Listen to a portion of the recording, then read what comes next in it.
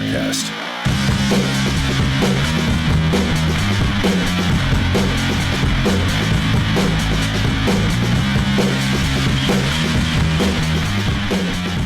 G'day mates, welcome to another edition of Anarchast, your home for anarchy on the internet. We have coming in from Sydney, Australia, Tatiana Moroz, very well known, especially back when she was really promoting Ron Paul back in the day, and she's still singing a lot about liberty, and she sings a lot about Bitcoin. And right before we get started, I'm going to actually just play a short clip of her Bitcoin song, which I think is really great. So we'll play that track, and then we'll be right back.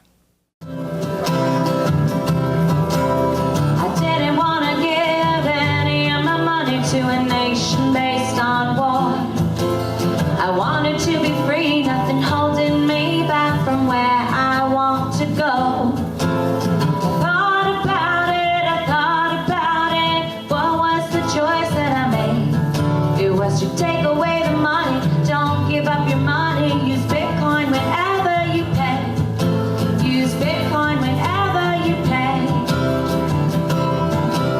I didn't want to waste any of my time working for the government. I wanted to be kind, open up my mind just like an instrument. I thought about it, what was the choice that I made? It was to take away the money, don't give up your money, use Bitcoin whenever you pay, use Bitcoin whenever you pay.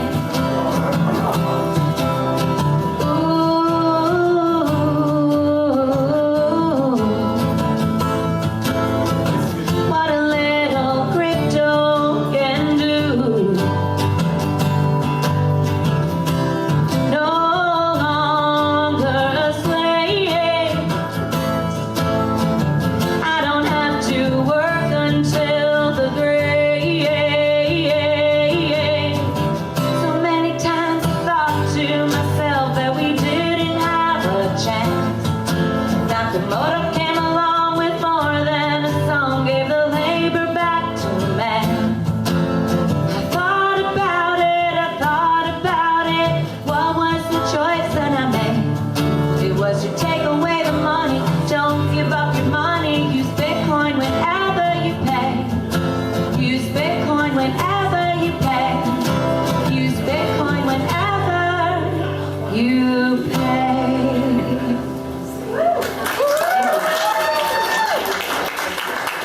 So as you can see, great stuff, and she's a very big proponent of Bitcoin. She's actually going to be singing down here on the beach at Anarchapulco. We haven't announced it yet, so this is our official announcement. She'll be here along with Rob Hustle and Nima V on the beach in Anarchapulco. A lot of great people, so it's going to be awesome. But the first question, though, Tatiana, I have to ask you is, how did you become an anarchist? Well, hi, Jeff. Thanks for having me on the show. I guess I became an anarchist when I saw what happened with the Ron Paul movement. You know, when the election kind of was shown to be a fraud, and it was very basically, it just didn't seem like a way to bring about liberty to me, going to the government and asking for permission.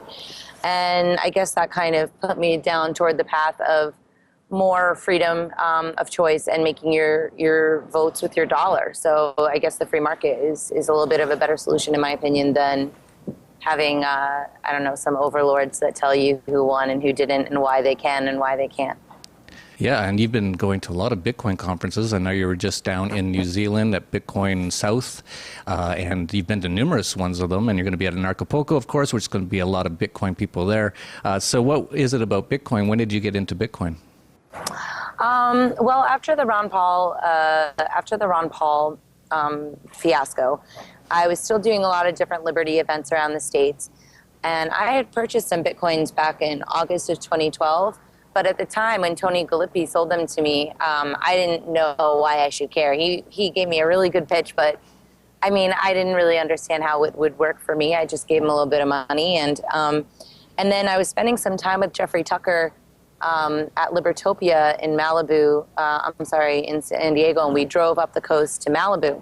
And during that ride, he was kind of convinced me and got me really excited about it. But the real moment where I was fully sold was when I went to his crypto currency convention in Atlanta in October of 2013. And when I was there, I realized that there was a lot of hope in the air, which had been missing at a lot of different Liberty events. A lot of the Liberty events were not well attended, and the spirit had kind of died. And here it was, people were actually able to innovate and create, go around the system, not ask for permission, not have to be constantly discouraged. And it was through sheer innovation and the collected, the collected efforts of people with a similar goal. And I thought that it was really inspiring. So I started doing, finding out more, doing more research, watching more videos. And when I was down in South America, I was there for the first ever Latin American Bitcoin conference in December of 2013. And when I was there, I debuted my Bitcoin jingle, which you just heard the demo version of, but I now just have a full band version that I'm going to be putting out there. But everybody really, really liked it. And I learned a lot, and I got to be friends with a lot of people, and then I just started doing a lot more conferences since then. Yeah, that's great. Which is what brought me down to Australia, actually. I was working with Bitcoin Magazine, which is sort of on hold right now while they're working out a sale, but, I got really, really into Bitcoin. So that's what I'm doing here in Sydney.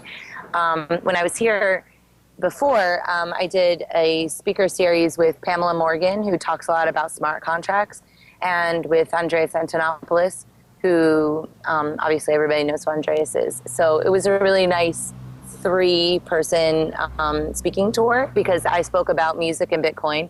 Pamela talked about smart contracts, and Andreas just did some technical stuff and some, just overall coverage. So it was a really great experience. And we did that in Melbourne and in Sydney. But the culminating event was, of course, Bitcoin South in Queenstown, New Zealand, which Brave New Coin and Fran kind of brought us all down there. Unfortunately, you weren't able to come this time, but you missed out on a good conference. Yeah, I was really sad that I couldn't make it. I first said I was going to go, and then it just turned out with a bunch of travel plans I had, and it's so far away. That was the biggest issue. Is it was going to take me 3 days to get there and 3 days to get back, and unfortunately, I just decided. And I've been getting a little tired of travel as well. I used to be on the road just constantly, and I've tried to sort of make a bit of a New Year's resolution a little bit to not travel as much. It really wears me out, and it gets me sort of off base and off centered. I prefer to be a little bit more grounded nowadays, and so that's why I didn't make it to that. But I heard it was really good. I heard nothing but how great of a conference it was. Yeah, it was really, really incredible. And I mean, I know it's really far, but that's why when I'm down here, I'm doing a bunch of different videos. So I kind of matched it up. So if I was going to be on the other end of the earth, I really wanted to take some time to get to know the community here in Australia, get to know the community in New Zealand. The people here are really enthusiastic, and they're pretty educated. I mean, the tech space is growing all the time in Australia. So I think it's been a really good experience. I'm going to be sharing a lot of that coverage in the interviews that I'm doing with people down here. There's a lot of innovative businesses. In Australia, there's something called Coinjar. It's a company, and they have a debit card that you can use basically anywhere where debit cards are able to be used. So we were paying for our stuff with Bitcoin, like even in a taxi, any place that we wanted. So it was really helpful. Yeah, and then the rest of the time, Airbitz, it works down in Australia. So that was kind of cool. So I've been using that wallet. And I mean, it's a truly international currency. And I think each region is contributing in their own way. I wish we had a debit card in the U.S. Does it not work in the U.S.? No. We don't get to have nice things in the U.S. We only get like really fattening foods and like GMO products. Yeah, it's true. You brought up Australia. I was there about a year ago for the Gold Symposium, which was a precious metals show, and I was amazed at how many people came to the conference who were really into Bitcoin. So like you pointed out, it's really been catching on down there in Australia, which is great. Yeah, definitely. And plus, I mean, it's a really cool place to kind of show people. It's a great travel destination. When we were in New Zealand, the guys, they were going bungee jumping. I mean, I wasn't interested in that. But there's a lot of cool adventure sports and stuff. So I'd really like, part of the reason actually why I'm really excited about Anarchapulco is because you know, like I think that when you do a destination conference where people can spend a little bit more time than just cramming all the information into 2 days and calling it, I think that's really good to build up the community. And I think that those late night conversations are when you get to know people better and some of the best ideas are born, you know, and a lot of business happens not at the conference where everybody's overwhelmed, but, you know, when you're just hanging out, having breakfast together or bungee jumping together, I guess, in the case of Bitcoin Sal. Yeah, well, they actually have bungee jumping here too, inside of a disco. Of course, that's another thing you would never see in the U.S. It's actually like it's an outdoor disco, but you actually bungee jump into the disco. It's actually at a place called Paradise Nightclub, and that's where we're going to have our opening cocktail drinks on Thursday evening before the conference. So it's definitely going to be fun and exciting. There's going to be so many great people here, so it's definitely going to be a good time. Let's talk a little bit more about what you've been up to. So you started the Tatiana Coin a while ago. How's that been going? Well, Tatiana Coin is, just for people that don't know, it's the first ever artist cryptocurrency. And that's what's funding my third album, which is being mixed right now. I sent you some preview songs. And yeah, I mean, that's kind of come together because of Tatiana Coin. So what it is if you have Indiegogo, right? People will contribute to your Indiegogo campaign, and then, you know, you send them a t-shirt, and that's basically the end of the experience. My goal with Tatiana Coin is to potentially solve some of the challenges in the music industry, which is funding and connecting with your fan base in a long-term way. So people basically donate to Tatiana Coin and they get Tatiana Coin back. And instead of, you know, they send their Bitcoins in and then they get Tatiana Coin. And it's pretty cool because now they can trade those coins in at any time for whatever prize they want. And they have an incentive to kind of spread the word about Tatiana Coin because now they feel like they're a part of it. And also, like, if you have iTunes, for example, and you're sending out your music on iTunes, you don't know who's buying your music. So you can kind of have more connection with your fans. And I think that in the long term, that's really going to be something that's desirable for the music industry. When I had MySpace, I had a certain fan base, and then it became interesting to people to be on Facebook, and then people are now going to Twitter or to YouTube. And with Tatiana Coin, like, you never lose anybody. As technology progresses, you're always in touch with your fan base, and it's really encouraged me to have a stronger relationship with my fans. On the other hand, there were definitely some challenges. I think that when you create a coin, you definitely need a marketing budget, so that's a little bit tricky. If you're trying to raise money, obviously, it's because you don't have enough of it. So now, and then, like, okay, so we started selling it at Coin Powers, which is no longer even in business anymore. They closed down. And so people, in order to buy Tatiana Coin originally, first of all, it was a completely new concept, so they didn't even know how to do it. But you would have to go out, you'd have to buy Bitcoin, which is a little bit challenging for people. Then you'd have to open up a counter wallet, and then you'd have to go to Coin Powers, and then you'd have to send in your money, and then you'd have to go to counter wallet. And it was kind of like messy. So we took the timeline off of it, and so now you can endlessly buy Tatiana Coin. It's at a fixed price right now. It's about, I don't know, like 5 cents a coin, USD. And there's only 3 million coins made. And so now if you go to my website, you can buy Tatiana Coin directly. But what I have to do now is also I have to create a store where people can actually purchase things. So I'm building a store right now. My friend at vend.io, they built the vending machine for me. He's advising my other friend, Miko, who I know from Bitcoin, and we're basically building a store where people can buy my products for Tatiana Coin, for Bitcoin, and for any other currency, with, of course, the advantage being given to Tatiana Coin holders because I want to give them an incentive.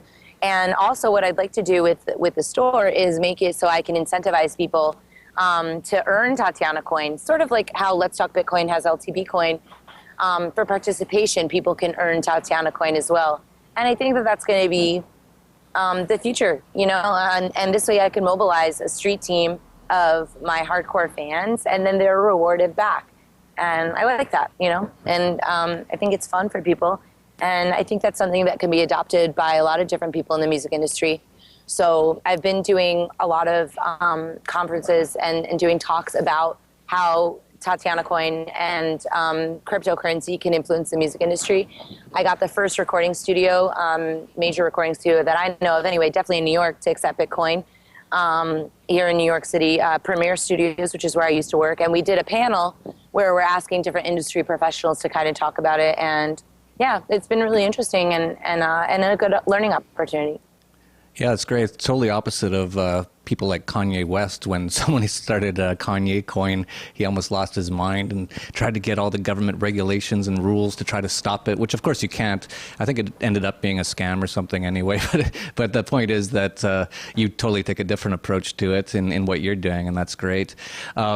There's so many things that you've been up to and what you're doing. You're doing a new album now, and that's great. And I really want to encourage people to support anarchists out there who are doing things. And that's one of the things that I talk a lot about. And that's one of the things Anarchapulco is about doing stuff. It's not just talking. We're going to be doing a lot of stuff. Luke Rudkowski's going to be here. He's going to have Change Media University. Going to have a 2-day entrepreneurship camp called Exobase.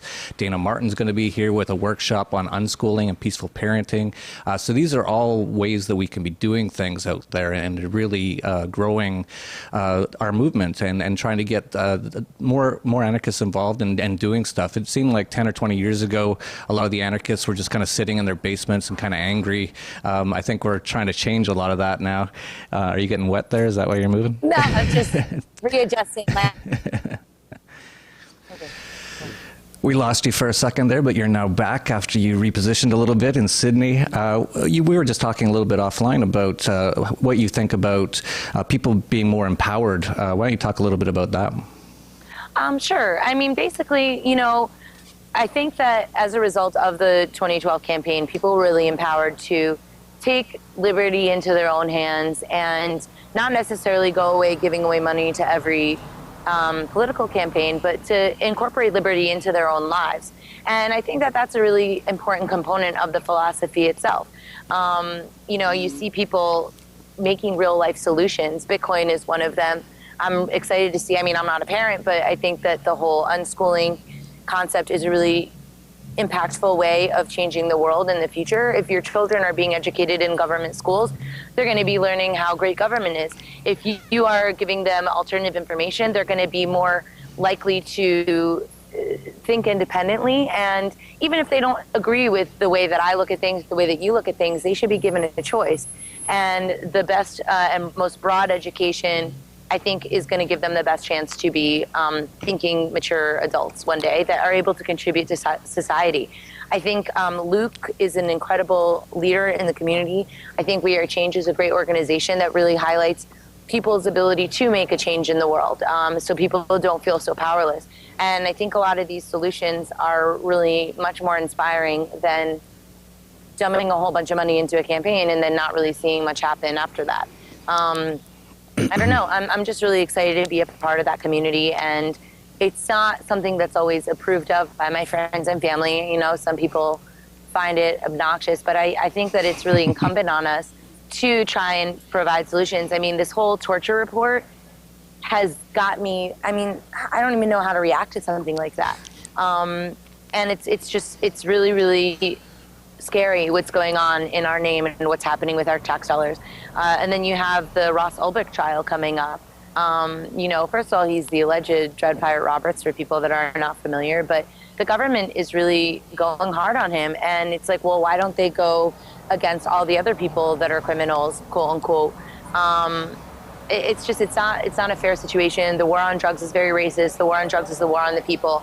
I actually, on my next album, I wrote a song about the Silk Road, just about, you know, how many people it's affecting and how the Silk Road was arguably something that really brought peace into the drug equation. You know, the war on drugs makes drugs more violent and makes it more profitable for the cartels, and it makes it more profitable for crooked DEA agents and stuff. I can't support that.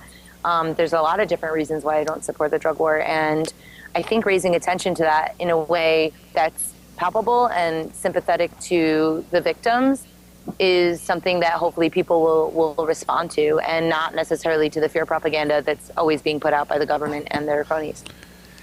Yeah, you brought up a lot of great points. The war on drugs is heinous. It appears to be coming to a close now, thankfully. I see it all over the world. Marijuana is becoming almost legal almost everywhere now, and it will be, that's not going to stop. And once people start to see that, and you see the crime stats in Colorado, murders down by 50%. All the crime stats are way down. Of course, a lot of those crime stats were people getting arrested for victimless crimes, like having a flower in their pocket. So obviously those are going to go down. But people can sort of see, hey, this is a lot better than when it was all illegal and when you had these guys running around with guns, busting in people's doors and throwing flashbang grenades into cribs of kids, and just heinous. The war on drugs has been one of the worst things in human history, in my opinion. I think the only things worse are the government itself and central banking, but they're all really, really bad. So it's good to see that's happening. There's a lot of change going on.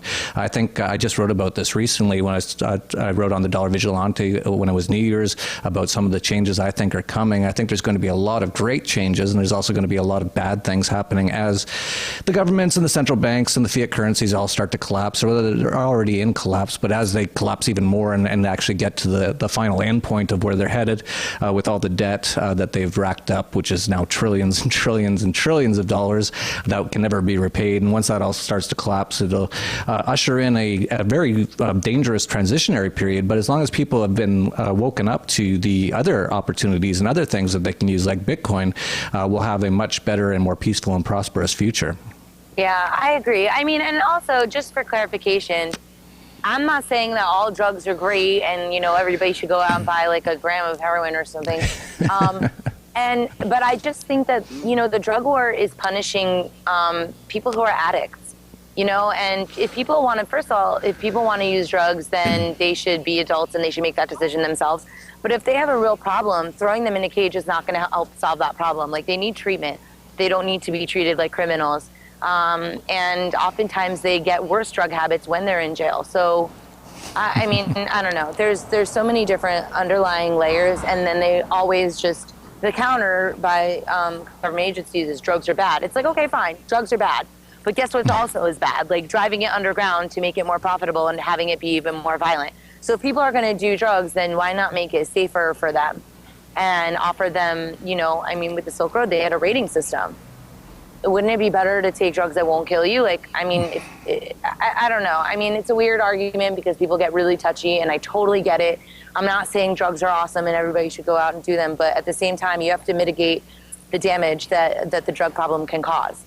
And by making it legal or finding peaceful solutions in order to kind of solve those problems, I think that that's a much better way of approaching it. Absolutely. A lot of these government things are all violence-based, and I think the 20th century was just incredibly violent, and I think there's a change going on in the world, and people are starting to realize that dealing with problems, and there's lots of problems in the world, and there still will be even without governments, by using violence is the wrong way to go about it. There's many countries, of course, in Europe where all drugs are legal, like Portugal, and they actually spend a little bit of money trying to help people who have problems. And it's so much better, and there's such a low crime rate in a lot of these countries now that they're just shutting down prisons because people are treating people empathetically and kindly, and not with guns and police and judges and prosecutors. It's just heinous and horrible. And of course, there's no victim when you're caught with some sort of drug in your pocket, and it's insane to make the victim the person who has the drug in their pocket. Then it's just completely insane. I think it's all going to end over the next few years, and that's why it's so important that we keep spreading this information and getting that more out there. And I think we'll see a much better, more peaceful and prosperous world. But again, like I said, it's going to go through a transitionary phase, and that'll be interesting. I would also just point out that not all drugs are terrible either, though. You pointed out that people shouldn't just go out and do them. I'm not saying they should either, but I think one of the worst drugs in the world is alcohol. 100%. I mean, alcohol is horrible. I've never once seen anybody get into a fight when like stoned, ever in my life. I've seen so many horrible things happen with people drinking, and it's all right because it's all light. Remember that old? There was I think it was a Chris Rock skit where he was talking about how certain drugs were okay and certain drugs, in terms of being legal, and then other drugs were not. And that was the reference that he made, I guess. But I mean, I'm not really, look, I'll drink, we all drink generally, but I don't think that I've ever, I don't know, like I feel a lot more guilty after I drink than I do after smoking. Oh, well, yeah. I mean, well, it's just so funny for like eating a bunch of cookies. That'll definitely feel guilty about. But otherwise, you know, I mean, obviously, holy moly, we're in. Oh, we gotta pause for a second. There is spiders in this country, and I don't know which ones will kill me. So let's be careful here. Yeah, we don't want like that crocodile hunter guy thing. You dying there from a spider. So be careful. There's a lot of things that kill you in Australia. Together. No, there are, but like they don't really get you. But I'm not about to take the risk to find out which one does. Like that could have been a perfectly harmless spider, but I'm not going to risk it. Probably a good idea. Yeah. Anyway. But getting back to the drug thing, it's just amazing. Like, for example, in Vancouver, a place where I lived for quite a while, they had a hockey riot there a couple years ago. And there's literally like 500,000 people, all drunk, just smashing up the entire town. And at the end of it, no one really said that we should outlaw alcohol. Could you imagine if all those people were on crack cocaine or something? The outcry, it'd be insane, the outcry. But no one even brings it up because people are just so brainwashed that alcohol is fine. That's no problem with alcohol when it's actually one of the worst drugs on the planet. And no one talks about that. And no, I don't think it should be illegal either. But it's crazy how people think about these things.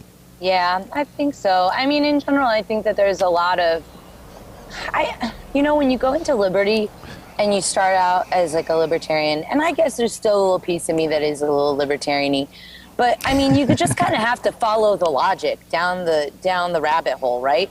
Because why is certain stealing okay and other stealing isn't okay? Even some people in Bitcoin, I guess they're not as, like, there's a lot of anarchists and there's a lot of libertarians in Bitcoin, but there's also just some statists that like the alternative and they still like Bitcoin. So you'll encounter a lot of different solution options. You know, even one of my friends, he was saying, oh, well, I wouldn't mind higher taxes because they give me this, this, and this. So I think that kind of getting people to that anarchist point and just getting people to think things through to their logical conclusion takes a minute. And it's not for everybody, but I mean, I don't know. It's interesting. It's very rewarding, even though it can be very challenging and very depressing. Lately, I've been a little bit bummed out because there's a lot of scammers in Bitcoin. There's a lot of scammers in Liberty. And you expect people who have the same ideals as you to be more ethical. And that doesn't always happen. I think it's just a little bit more depressing when it's people that you trusted.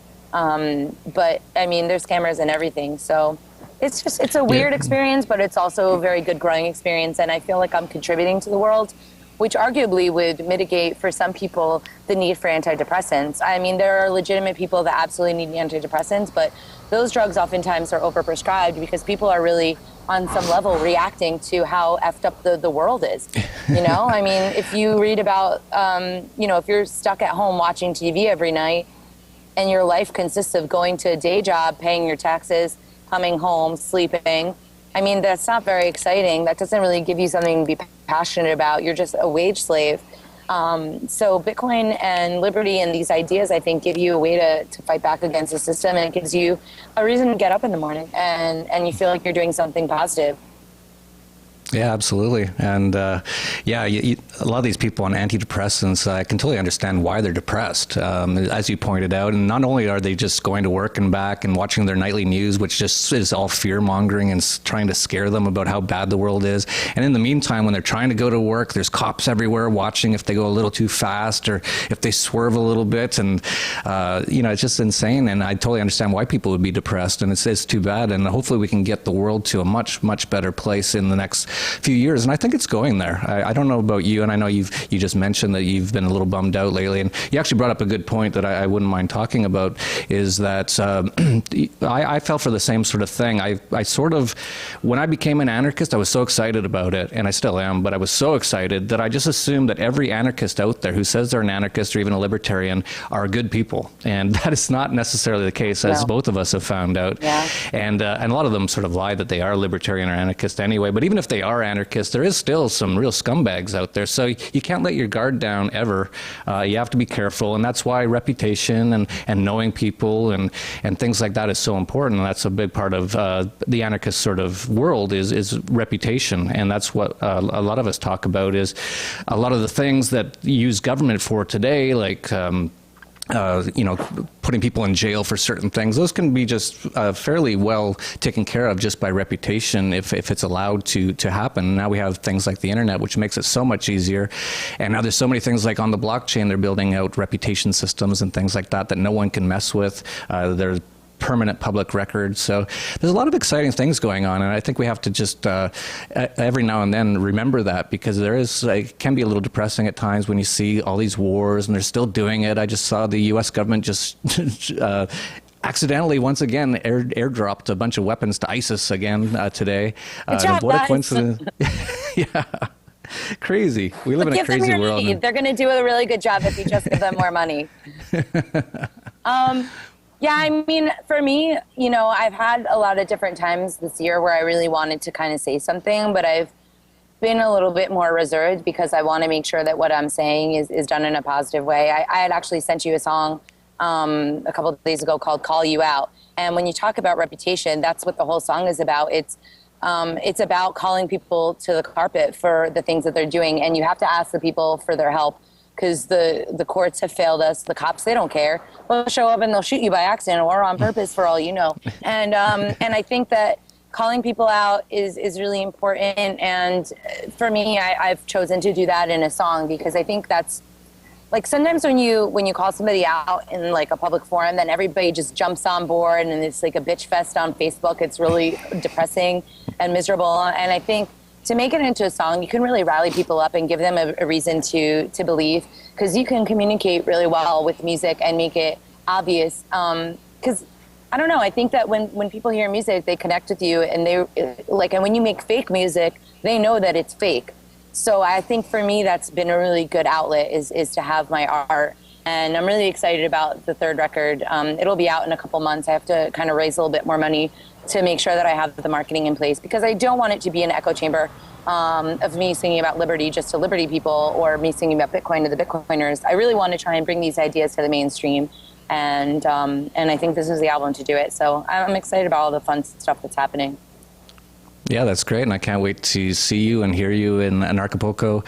We're going to have a great time down here. Why don't you let people know where they can get more information on you, Tatiana Coin, your upcoming album, ways that they can connect to find out more about you if they don't know about you, because I know a lot of anarchists already do, but if there's some out there who don't, let them know where they can find more information. Sure. People can go to TatianaMoroz.com.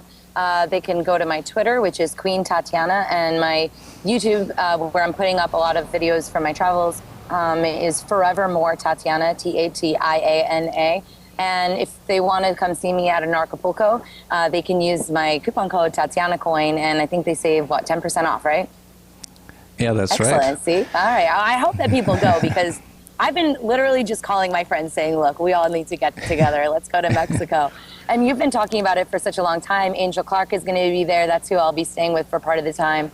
So I think it's a really good crew of people that are happening and that are coming down. Oh, yeah, there's so many. I get emails every day of people actually moving here. I just got one from this one woman. She said she just heard about it, and she's selling her house, and she's going to move to Acapulco. And I get emails like that almost every day. It's kind of almost scary, but there's so many people coming. It's going to be a great, amazing group of people, and a lot of them are staying or have already moved here. There's many who already have. So it's very interesting. It's going to be a lot of fun, and definitely, so check out, you can get 10% off on anything at Anarchapulco using Tatiana Coin as your coupon code, and you can thank Tatiana for that saving when you see her here in Anarchapulco, and we're going to have a lot of fun. I'm really looking forward to it. So yeah, definitely support Tatiana if you already don't.